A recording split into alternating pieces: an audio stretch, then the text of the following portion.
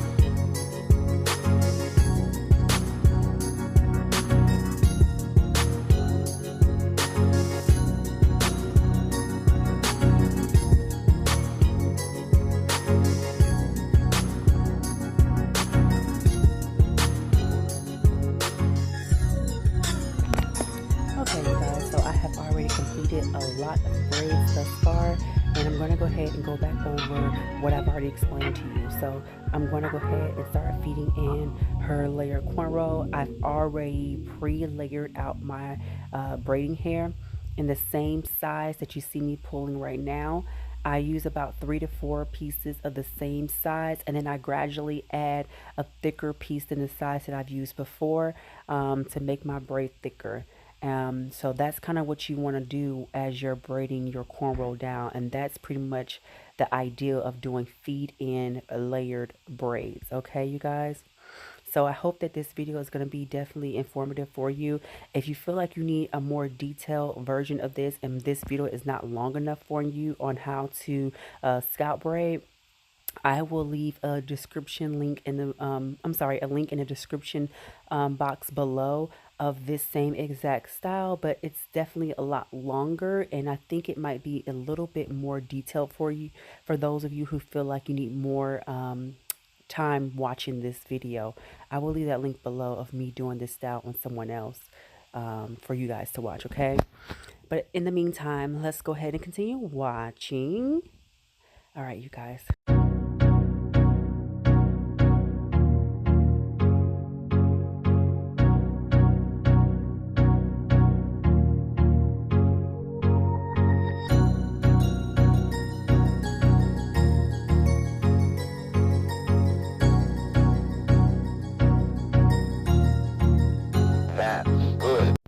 So middle parts are like one of my biggest pet peeves. I honestly feel like it takes a lot of work to make a middle part. So I'm going to just show you my way of doing so.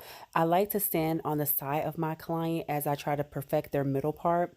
And when I do that, I like to make sure that I'm kind of going down their widow's peak. Some people have widow's peak and some don't, but when I say widow's peak, it's just more so of me saying try to focus on splitting up the hair directly between the hairs and the middle of your client's forehead to kind of make sure that they're even on each side. Okay, so ideally when you're doing your layer braids, you kind of want to start off not necessarily braiding every piece of hair that your client has.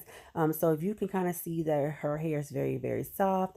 So as I'm braiding, I don't want her first braid to lay so, I would say, so stiffly as far as braiding it down to every little piece of hair she has on her edges. I don't want to do that. I would like her braids to kind of flow more. So therefore, I did not drag my part down too far down because I don't want that type of look when it comes to her braids being relaxed and flowing nicely. You can, if you want to, braid everything and braid all the way down, but I just choose not to. What I'm going to do with that part is I'm going to just push it back in with a little bit of edge wax and gel, and then do my second to third braid. And I think that third braid would kind of pick up those hairs by her edge line, but I would just push it back into that third braid. I necessarily don't braid on it because her hair is just so soft. So that's just my way of doing things. However, you know, you guys do whatever you feel is necessary for you and your client. Okay, let's continue watching.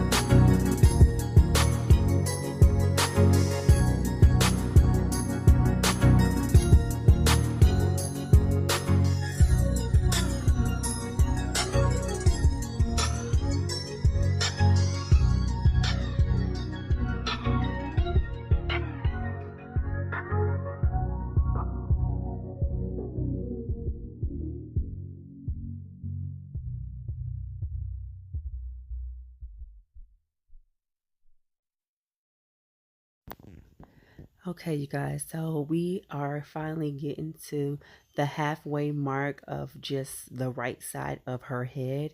And then I will go ahead and start on her left side of her head and kind of mirror the braids from the right to the left. I like to mirror them so that way they're equal on each side of her face. So I will show you what that means or what that looks like once we get to the opposite side. So for now, I'm going to just go ahead and continue finishing the right side of her head so that way you guys can see the final results for the right side. Okay, let's continue watching.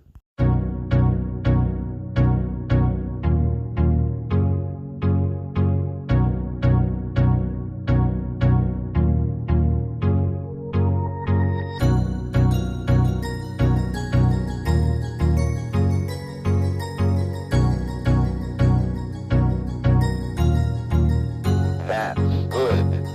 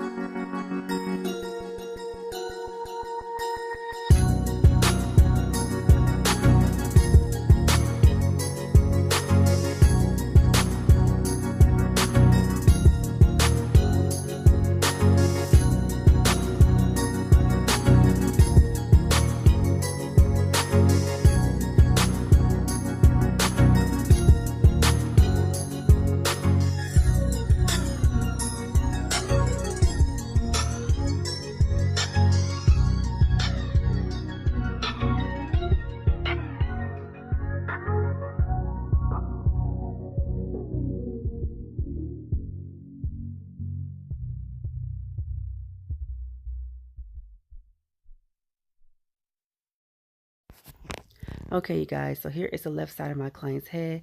I was not able to record everything. I only did a few clips for you guys. Like I said, but in the beginning of this video, if this video here is too short for you to understand what I've done, I will leave a much fuller detailed video that I've done in the past with a link in the description box below. So make sure you check that out if you need a fuller video. My client is on a time schedule, so I need to make sure I can get her out. She was kind enough to allow me to do some footage for you guys. So like I said, I will leave that description link below if you need to check out that video. Other than that, this is how her braids have turned out. I like to use the Nairobi foam because it's a thicker foam, but it's a much better quality foam, and it helps allow me to lay her flyaways down. I do cut the flyaways. Sometimes you just need a little extra help with laying them down, so I just apply the foam and then I go behind it with a oil sheen to shine the braids up. I like to get the oil sheen good in there, you guys. You'll see me use it excessively because I like to make sure it's good in her scalp, and then definitely on the braids. I like the braids to have a nice shine to them. So definitely, do whatever you feel is best for you and your client. But this is the way I do my braids, and this is how I seal and finish them. So this is our final results. This is how everything have turned out. We are in love with our braids. Make sure you like and subscribe, and I look forward to seeing you all in my next video. Bye, guys.